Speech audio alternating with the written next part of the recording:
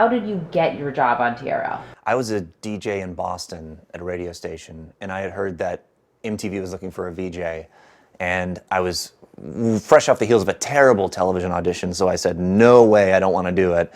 A lady at the radio station convinced me to try out. I was like, oh my God, this is incredible. This is so much fun. And the casting people were really like complimentary.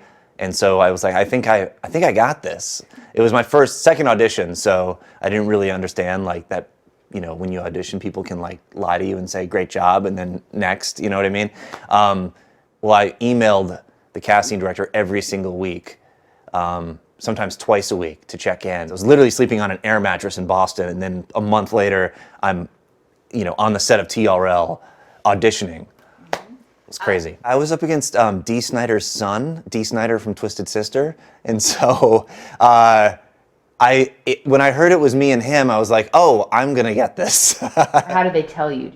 I remember getting a phone call from one of the casting directors, and I didn't know I had the job. I was in my parents' house. I went back for like a weekend from college, and on my Nokia cell phone that, you know, you could drive a truck over. They were built so well. I picked it up, and it was the casting director, and he said, this phone call never happened, but in 10 minutes from now, you're gonna get another phone call from the head of whatever it is, production at MTV, and he's gonna offer you the summer VJ job. Got on the phone with this guy, Rod Asa, who was the head of talent, and that was it. My first guest, I remember interviewing Vanessa Carlton outside at the beach house, so it was super, super intimidating. You know, there was just tons of like girls in bikinis and guys in like swimsuits, and they were just like screaming and, you know, chanting my name, and it was just absolutely wild. I thought it went pretty well, and the next thing you know, one of the producers is like, hey, are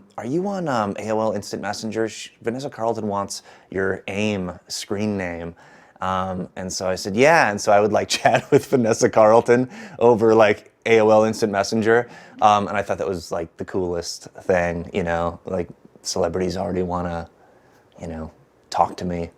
And so you would have dated Vanessa Carlton? I did not date Vanessa Carlton, but we definitely flirted on AOL Instant Messenger. Who was sort of the most memorable guest that you had on, or was there someone you just got like completely starstruck by? My most memorable and certainly my most like nerve-wracking guest, I was so nervous. Madonna came to TRL, and she requests Carson every single time, and if it wasn't Carson and he was not there at the time that I was there, it had to be John Norris or Kurt Loder, because she had worked with them in the 80s and everything.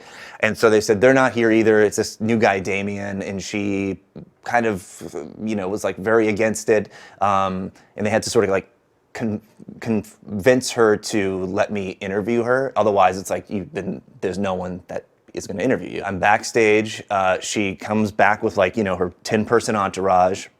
There's a person employed on her entourage. Their only job that it appeared to be was to hold a bottle of champagne and to pour champagne into champagne flutes for Madonna when she gets nervous before going out on television.